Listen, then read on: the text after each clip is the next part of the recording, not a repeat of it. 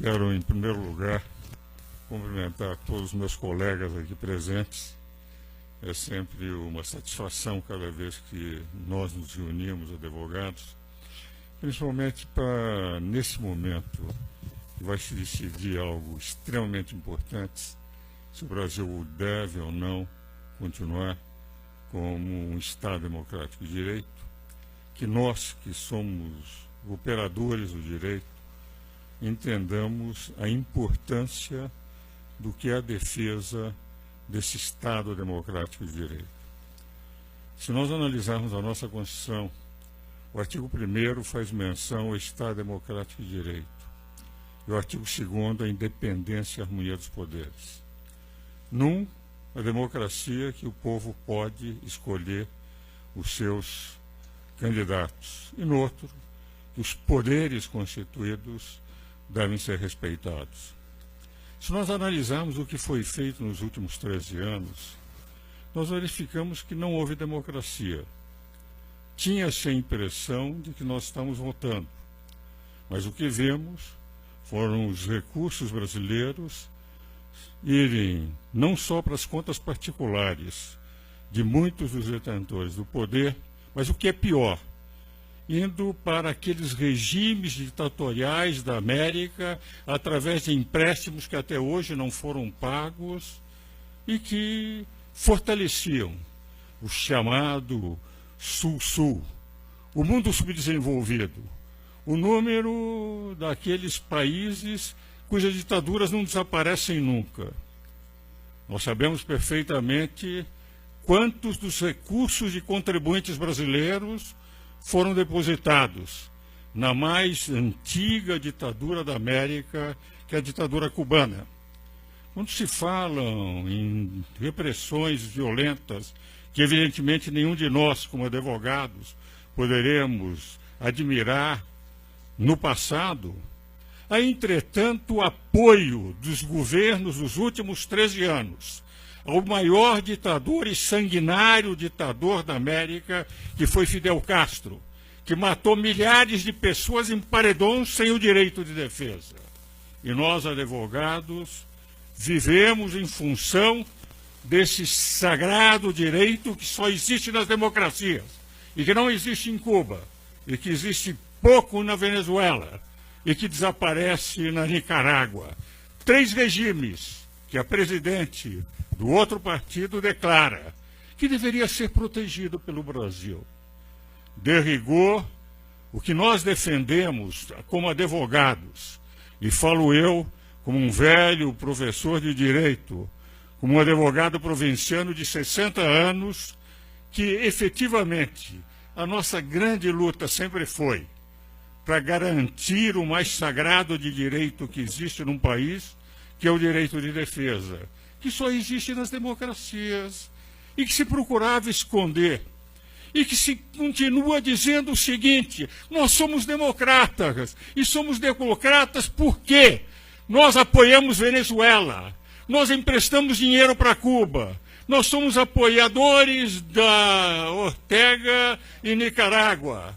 Nós desejamos continuar com todo aquele esquema, sem reconhecer, como acontece na maioria dos países, sem reconhecer que quando se rouba uma nação, quando se assaltam cofres públicos, as autoridades que assim fazem pedem desculpas, vêm a público, são afastados do cenário.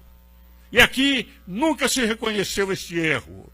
Nunca se reconheceu que bilhões e bilhões e bilhões de reais foram desfalcados dos contribuintes para atender as pessoas que detinham o poder. Para que os senhores tenham noção do que seja 1 bilhão de reais, 1 bilhão de segundos, considerando R$1 um segundo, duram 31 anos e meio. Nós não temos noção, quando falamos em bilhões, do que representam esses valores. Por essa razão, eu que a vida inteira, com 83 anos, sempre lutei pelo direito de defesa, pela democracia, sempre lutei para que nós tivéssemos uma Constituição. Participei de audiências públicas, fui conselheiro da Ordem no período de redemocratização. No período de exceção, tive contra mim instaurado um inquérito policial militar, mas nunca pedi indenização, porque as minhas posições não eram para fazer um negócio bom. Um bom negócio, como aconteceu com as comissões de verdade, em que pessoas ficaram milionárias apenas por terem sido despedidas de emprego, e não como eu, que tive a abertura de um inquérito, que felizmente foi arquivado, porque não havia nenhum motivo para que se o abrisse simplesmente por ser advogado de empresas contrárias ao regime da época. Nunca pedi indenização. Os contribuintes de hoje não têm nada a ver com o passado. E essa é a razão pela qual nós devemos sempre, como advogados, continuar como fizemos naquela época, quando conseguimos a redemocratização do Brasil, não através de guerrilheiros que queriam um regime cubano, mas através da maior das armas que só nós, advogados, sabemos utilizar, que é a arma da palavra. Com a palavra, nós conseguimos a redemocratização. Por essa razão, sem conhecer o candidato Bolsonaro, aos 83 anos, evidentemente, a cada dia, eu sempre tenho a sensação que Deus me concede um pouco mais. E abrindo as páginas dos jornais, cada manhã, se meu nome não estiver no necrológico, eu vou trabalhar. Por essa razão, sem nenhuma intenção senão pensar no bem da minha terra, no bem do meu país, nesta pátria pela qual todos nós advogados lutamos, eu tenho a impressão que não podemos admitir que se volte ao esquema do passado, que o Brasil seja saqueado, e que se considere o saque a verdadeira democracia, que se ataque aspectos isolados, pequenos, sem nunca se tocar no dedo da grande ferida, que o Brasil regrediu em relação ao cenário mundial em 13 anos, que o Brasil foi saqueado, e que são aqueles que saquearam e que nunca reconheceram que fizeram o maior golpe contra uma nação, a maior corrupção da história do mundo, que essas pessoas. E eu não ataco pessoas, critico esquemas, que esses venham a deter novamente o poder no Brasil.